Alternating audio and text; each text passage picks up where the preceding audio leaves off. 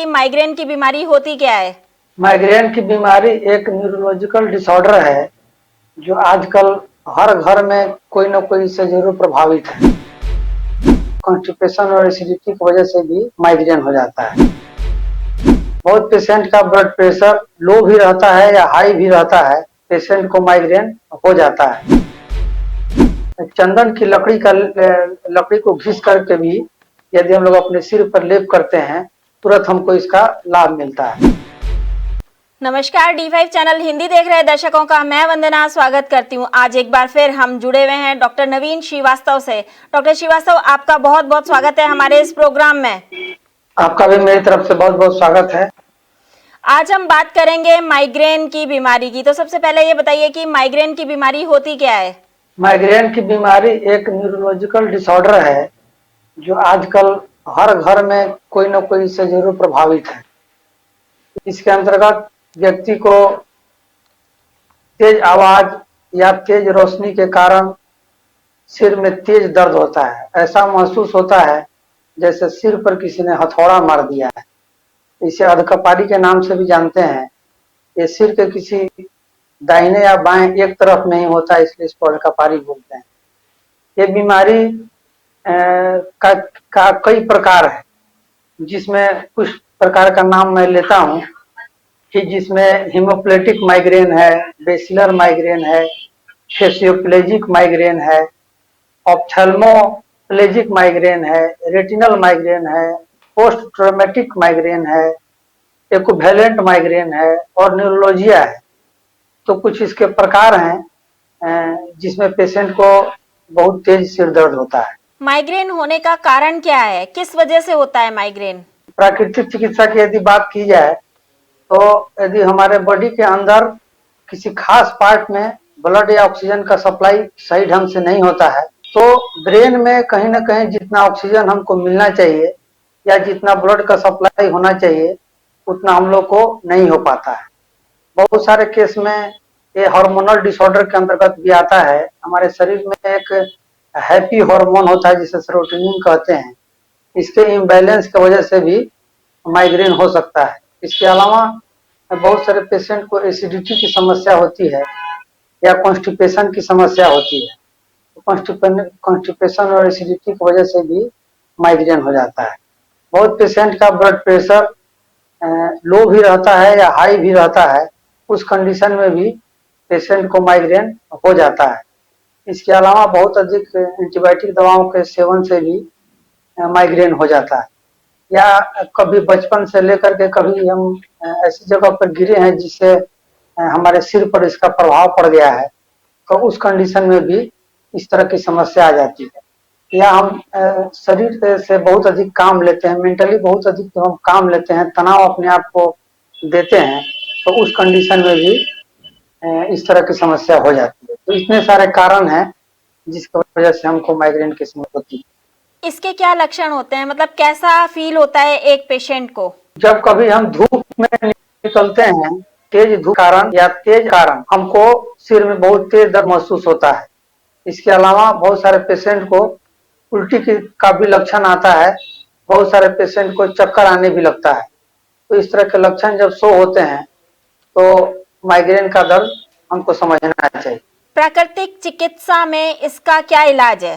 प्राकृतिक चिकित्सा में सिर के तरफ ब्लड का फ्लो अच्छे से नहीं हो रहा है, ऑक्सीजन का फ्लो नहीं होता है, तो उस कंडीशन में हम लोग क्या करते हैं, मेथी का प्रयोग करते हैं। मेथी एक विशेष प्रकार का प्लास्टिक या धातु से बना हुआ एक पात्र होता है जिसको हम लोग जिसके अंदर हम सुसुम पानी के अंदर में 1 चम्मच नमक डाल देते हैं, सेंधा नमक या जनरल नमक, और एक तरफ से नाक में डालते हैं हम लोग, दूसरे तरफ से पूरा साइनस के पार्ट को धोता हुआ दूसरे नाक के छिद्र से यह पानी निकल जाता है। या हम लोग तेल नेती का प्रयोग भी करते हैं इसके लिए, या रबर नेती का प्रयोग करते हैं। कभी कभी हम लोग इसके लिए रीढ़ स्नान का प्रयोग भी करते हैं, तो बहुत अच्छा लाभ मिलता है। इसके अलावा पैरों का गर्म स्नान करते हैं। पैरों के गर्म स्नान करने करते हैं। ठंडा का यदि दिन है तो सुसुम पानी, और यदि गर्मी का दिन है तो ठंडा पानी पी लेते हैं। और एक बाल्टी में जिसके अंदर गर्म पानी रखा हुआ रहता है, अपने दोनों पैर को उसके अंदर डालते हैं और सिर के ऊपर एक भींगा हुआ तौलिया लेकर के रख लेते हैं और अपने संपूर्ण शरीर को एक कंबल से लपेट लेते हैं, जिससे कि बाहरी हवा का प्रभाव हमारे शरीर पर नहीं हो और जितना कम से कम कपड़ा हो शरीर पर रख करके हम लोग उसको पैरों का गर्म स्नान लेते हैं 10 से 20 मिनट तक। जब हम लोग गर्म पानी में अपने पैरों को रखते हैं तो शुरू शुरू में बाय नेचर हमारा सिर जो है वो ठंडा रहता है और पैर हमारा गर्म रहता है। तो हल्का पानी यदि सुसुम भी है तो पैर डालने से पैर जलने लगता है। तो जब हम लोग इसका प्रयोग करेंगे तो हल्का सुसुम पानी ही डालेंगे और बाद में 2 मिनट 4 मिनट के बाद जब हमारा पैर इसमें सहने लगता है तो हम लोग धीरे धीरे गर्म पानी भी डालते हैं तो कोई दिक्कत नहीं होती है। इसके अलावा जब इस तरह का दर्द होता है तो इलायची छोटी या बड़ी या तेजपत्ता या लौंग, तीनों में से कोई भी चीज यदि हमको उपलब्ध है तो इसको पीस करके यदि हम लोग यहाँ पर लेप करते हैं तो हमको इससे बहुत आराम मिलता है। इसके अलावा चंदन की लकड़ी को घिस करके भी यदि हम लोग अपने सिर पर लेप करते हैं तो तुरंत हमको इसका लाभ मिलता है। इसके अलावा यदि सिर का बहुत तेज दर्द हो रहा हो तो उस कंडीशन में तुलसी के पत्ती का 2-2 बूंद रस निकाल करके दोनों नाक में जब हम लोग डालते हैं तो हम लोग को तुरंत इससे लाभ मिल जाता है। इसके अलावा बहुत सारे पेशेंट को जिसको चक्कर आने की संभावना भी रहती है या चक्कर आता रहता है तो उसके लिए 1 चम्मच नींबू का रस, 2 चम्मच शहद को लेकर के पूरा हम लोग मिक्स कर देते हैं और उसको धीरे धीरे हम लोग लेकर के मजे मजे से उसको चाटते हैं। कम से कम उसको 1 चम्मच नींबू का रस और 2 चम्मच शहद को समाप्त करने में 10 से 15 मिनट समय लगे। तो जैसे ही ये हमारे शरीर में 10 से 15 मिनट समय के लिए जब हम इसको लेते हैं तो अचानक से हमारे शरीर के अंदर चेतना आ जाती है और हमारा चक्कर उसी समय समाप्त हो जाता है। इस तरह के पेशेंट को प्रतिदिन एक सेव में सेंधा नमक डाल करके प्रतिदिन लेना चाहिए या नाक में प्रतिदिन हमको रोगन बादाम तेल या एक षडबिंदु तेल बहुत सारी कंपनियां बनाती हैं उसको भी डाला जा सकता है। जो तेल नहीं डाल सकते हैं या प्राकृतिक चिकित्सा का प्रयोग करने में उनको दिक्कत होती है या समझ में नहीं आ रहा है तो इस तरह के पेशेंट को एक सिरा सुलावी वटी करके दवा बहुत सारी कंपनियां बनाती हैं उसका सेवन करना चाहिए। यदि पेशेंट जीर्ण रोगी हो तो उस कंडीशन में ब्राह्मी, शंखपुष्पी, मालकांगनी, अश्वगंधा, सौंफ और पुष्कल मूल का काढ़ा बना करके सुबह के समय में एक टाइम लेना चाहिए और शाम के समय में जहां तक संभव हो ब्राह्मी और शंखपुष्पी का जूस के लेना चाहिए। अगर ये तो ताजा लिया जाए तो ज्यादा अच्छा है, लेकिन हर जगह यह उपलब्ध हो पाना संभव नहीं है तो इसके जूस भी बहुत सारी अच्छी कंपनियां बनाती हैं तो इसके जूस को भी लिया जा सकता है। इसके अलावा एक मालकांगनी का बीज आता है जो बिल्कुल धनिया के आकार का होता है, थोड़ा रेडिश कलर लिए हो। तो मालकांगनी के बीज का तेल यदि हम लोग दूध के अंदर 2-3 बूंद डाल करके प्रतिदिन ले तो हमको इससे मुक्ति मिल जाती है। या रोगन बादाम का तेल भी रात को सोने के पहले दूध के अंदर डाल करके लिया जाए तो इससे हमको मुक्ति मिल जाती है। या बहुत तेज दर्द हो रहा हो और इन सारी चीजों में से कोई चीज हमको उपलब्ध नहीं हो तो घर में कम से कम सेंधा नमक और मिश्री से खोजा मिश्री कहते हैं वो तो उपलब्ध रहता ही तो उसको हम लोग पीस लेते हैं आधा चम्मच ले करके और जीभ के नीचे रख करके हम लोग सो जाते हैं और जब हम लोग सो करके उठते हैं तो बिल्कुल हमारा सिर का दर्द गायब मिलता है। तो इस तरह का प्रयोग यदि किया जाए तो कितना भी पुराना दर्द हो तो इससे हमको मुक्ति मिल जाती है। या एक और उपाय हम कर सकते हैं, यदि कुछ भी उपलब्ध नहीं हो तो एक ताजे पानी में कपड़ा भिगो करके और उसको हम लोग सिर पर और एक कपड़ा भिगो करके हम लोग पेट पर रखें तो उससे भी लाभ मिल जाता है। लेकिन यदि पेशेंट कॉन्स्टिपेशन का हो तो कॉन्स्टिपेशन को तोड़ने के लिए पेट पर पेड़ों पर ठंडी पट्टी और गर्म ठंडा सेक दे करके एनिमा निश्चित रूप से लेना चाहिए। इसलिए कि बहुत सारे पेशेंट को जिसका मोशन क्लियर नहीं होता है और जिस दिन उसका मोशन क्लियर नहीं होता है उस दिन उसको बहुत तेज दर्द महसूस होने लगता है। खाने पीने में क्या सावधानी रखनी चाहिए? खाने पीने में हमको इस तरह की चीजों का सेवन जनरली नहीं करना चाहिए जिसको खाने से हमको एसिडिटी बनता हो या कॉन्स्टिपेशन बनता हो या गैस बनता हो। यानी कि कोई भी चीज इस तरह का जो बासी हो, सड़ा गला हो, अनकुक्ड हो या पैक्ड हो, इस तरह के फूड का सेवन नहीं करना चाहिए।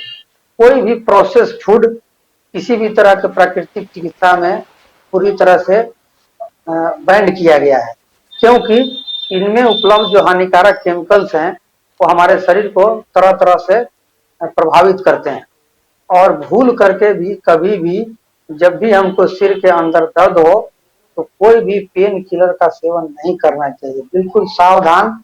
यदि हम लोग पेन किलर का सेवन करते हैं तो उस सिंगल मेडिसिन के सेवन से हमारे किडनी या हमारे लीवर के ऊपर बहुत कुप्रभाव पड़ता है और बहुत सारे पेशेंट को प्रैक्टिकली ऐसा देखने को मिला है कि सिर दर्द की दवाएं खाने से ही उनकी किडनी फेल हो जाते हैं या लीवर फेल होने की समस्या उत्पन्न होती है। अभी आपने सिर दर्द की बात करी, तो माइग्रेन और सिर दर्द में क्या अंतर है? माइग्रेन का दर्द 2-3 दिन तक रह सकता है, लेकिन माइग्रेन का दर्द बहुत तेज होता है कुछ देर के लिए, फिर उसका फ्रीक्वेंसी कम हो जाता है। हो सकता है कि आधे घंटे के लिए दर्द हो, 1 घंटे के लिए हो, 2 घंटे के लिए हो, कंटिन्यूअस 24/7 नहीं रहता है यहाँ। लेकिन जनरल जो सिर दर्द है वो सिर दर्द कंटिन्यू बना रहता है। और माइग्रेन का दर्द जब होता है तो सिर के किसी एक पार्ट में दाहिने या बाएं तरफ में दर्द होता है। जनरली यह दर्द हमारे आंखों से शुरू होकर के पीछे की तरफ जाता है या पीछे से शुरू होकर के आंखों की तरफ आता है। तो ये विशेष पहचान है माइग्रेन का। जब माइग्रेन का दर्द होता है तो कहते हैं कि रेस्ट करना चाहिए 3-4 घंटे, इसमें कितनी सच्चाई है? हाँ, जब कोई भी समस्या आती है, माइग्रेन का दर्द जो है हम लोग इसको एक्यूट डिजीज के अंतर्गत ही रखते हैं। तो जब भी हमको कोई भी एक्यूट डिजीज होता है तो हमको रेस्ट करना चाहिए, क्योंकि जब हम रेस्ट करते हैं तो हमारे सारे ऑर्गन, और रेस्ट का मतलब ही नहीं है कि हम रेस्ट करें और ठूस ठूस करके भोजन कर लें। तो रेस्ट का मतलब है कि अपने बॉडी को फिजियोलॉजिकल रेस्ट भी देंगे और फिजिकल रेस्ट भी देंगे, तब जाकर के पूरा लाभ मिलता है। क्योंकि जब हम अपने बॉडी को रिलैक्स करेंगे तो हमारा बॉडी का जो इम्यून सिस्टम है, बॉडी का जो जीवनी शक्ति है, उस समस्या जो समस्या हमको उस समय प्रभावित कर रही है उसको बिल्कुल ठीक करने में लग जाता है। और इस कंडीशन में यदि हम लोग डाइट का सेवन कर लेंगे तो उस काम को छोड़ करके सबसे शरीर का सबसे पहला काम हो जाता है हमारे भोजन को पचाना। भोजन को पचाना और उसको फिर पचा करके निकालना हमारा शरीर का मेन काम हो जाता है। लेकिन इस कंडीशन में जब हमको कोई भी एक्यूट डिजीज होता है, खासकर सिर दर्द यदि हो रहा हो और हम लोग रेस्ट करते हैं तो हमारा बॉडी का इम्यून सिस्टम ही उस दर्द को ठीक करता है। इसके अलावा जब हम रेस्ट करते हैं तो हम तनाव से भी अपने आप को दूर करते हैं। तो रेस्ट करना बहुत जरूरी है इस तरह के लोगों। खाने पीने में क्या सावधानियां खास तौर पर रखनी चाहिए? हमेशा जब भी भोजन आप करें ताजे हरी साग सब्जियों का सेवन करें, जहां तक संभव हो अधिक से अधिक कच्ची चीजों का सेवन करना चाहिए। प्रतिदिन अपने भोजन में कम से कम कोई भी जूस का, अगर सक्षम नहीं हो तो कम से कम नींबू पानी का ही सेवन प्रतिदिन करते रहना चाहिए। हमारे बॉडी को अल्कलाइन करना बहुत जरूरी है। इसके अलावा प्रतिदिन कम से कम हम लोगों को, जैसे 1 लीटर ब्लड को प्योर करने के लिए लगभग 15 मिनट का समय लगता है, 15 मिनट समय वॉकिंग। तो यदि हम लोग प्रतिदिन यदि 5 से 6 लीटर ब्लड प्रत्येक व्यक्ति में रहता है तो हम लोग ये वॉकिंग कम से कम यदि 15-75 यदि 75 मिनट वॉकिंग सुबह के समय हम करें तो इससे भी हमारा ब्लड प्योर होता है और बॉडी अल्कलाइन होता है। तो खाने पीने का हमको विशेष ध्यान इसलिए भी रखना पड़ता है कि बॉडी को भी अल्कलाइन करना है, बॉडी को भी डिटॉक्सिफाइड करना है तो इसके लिए हम लोग को हमेशा ताजी हरी चीजें का सेवन करना चाहिए। क्या हाई बीपी वाले को ही माइग्रेन होता है? नहीं, माइग्रेन का समस्या प्रैक्टिकली ऐसा देखने को मिला है कि जनरली माइग्रेन की समस्या तो एक तो महिला को ज्यादा होता है, दूसरा माइग्रेन का पेशेंट जो है लो बीपी का, अधिकतर पेशेंट लो बीपी का आता है। जब हम लोग के यहाँ जितना भी पेशेंट आता है अधिकतर पेशेंट लो बीपी का ही रहता है, लेकिन ये कोई जरूरी नहीं है। पेशेंट नॉर्मल ब्लड प्रेशर का भी रहता है, हाई बीपी का भी रहता है और लो बीपी का भी रहता है। तो माइग्रेन को केवल ब्लड प्रेशर के हिसाब से देखना कहीं से सही नहीं। क्या इसमें योग और प्राणायाम भी लाभदायक होते हैं? हाँ, जब माइग्रेन का दर्द होता है या माइग्रेन की समस्या से निजात पाने के लिए योग और प्राणायाम बहुत लाभदायक है, क्योंकि जिन अंगों में ऑक्सीजन या ब्लड का सप्लाई अच्छे से नहीं हो रहा है, यदि हम लोग प्राणायाम करते हैं, खासकर भ्रामरी प्राणायाम, अनुलोम विलोम प्राणायाम और भस्त्रिका प्राणायाम, तो इससे हमारे ब्रेन में ऑक्सीजन का पूरा लेवल हमको लोग को पहुंचता है। इसके अलावा कहीं कोई रुकावट है ब्लड के अंदर में, जिस कारण से भी हो, वात प्रकोप के कारण हो या कहीं चोट लगने के कारण हो, ब्लड फ्लो के कारण हो या कफ की समस्या के कारण। हाँ, एक कफ की समस्या के कारण भी माइग्रेन की समस्या बहुत लोगों को होती है। इसके अंदर बहुत कफ बनता है और उसको भी माइग्रेन का समस्या हो जाता है। तो कफ के लिए एक तो नीति करना है, तेल नीति, जल नीति, रबड़ नीति। इसके अलावा कुंजर इसमें जरूर करना चाहिए, क्योंकि कुंजर के करने से कफ और पित्त दोनों का समन हो जाता है। कुंजर करने के लिए 5-6 गिलास पानी हम लोग लेकर के बैठते हैं, या हम लोग उकड़ू बैठ करके, जिस तरह हम लोग इंडियन टॉयलेट में बैठते हैं उसको उकड़ू बैठना बोलते हैं, या जो उकड़ू नहीं बैठ सकते हैं वो चेयर पर आराम से बैठ जाएंगे और पानी को थोड़ा तेजी से पीना है ताकि पानी का डाइजेशन नहीं हो जाए। और अपने ये तीनों उंगलियां, इसमें इंडेक्स फिंगर, मिडिल फिंगर और रिंग फिंगर को अपने मुंह के अंदर डालते हैं और मिडिल फिंगर से जीभ के बीच वाले पोर्शन को दबाते हैं और अपने बाएं हाथ से पेट को दबाते हैं। तो इससे पेट के अंदर जितना भी कफ है और एसिड है इससे बाहर निकल जाता है। तो जब हम लोग प्राणायाम करते हैं और इन सत्कर्म की क्रियाओं को करते हैं तो इससे कफ का भी शमन हो जाता है, और जहाँ वायु का ठीक से आवागमन नहीं हो रहा है या ऑक्सीजन की कमी है या हीमोग्लोबिन अच्छे से नहीं पहुंच रहा है तो उससे अच्छे से पहुंचने लगता है। तो हम लोग को माइग्रेन या किसी भी तरह के सिर दर्द में हम लोग को आराम हो जाता है। डॉक्टर नवीन, आप हमारे साथ जुड़े, आपका बहुत बहुत धन्यवाद। आपका, आपके दर्शकों का भी मेरी तरफ से बहुत बहुत धन्यवाद। अगले एपिसोड में आपसे फिर मुलाकात होगी, तब तक के लिए नमस्कार।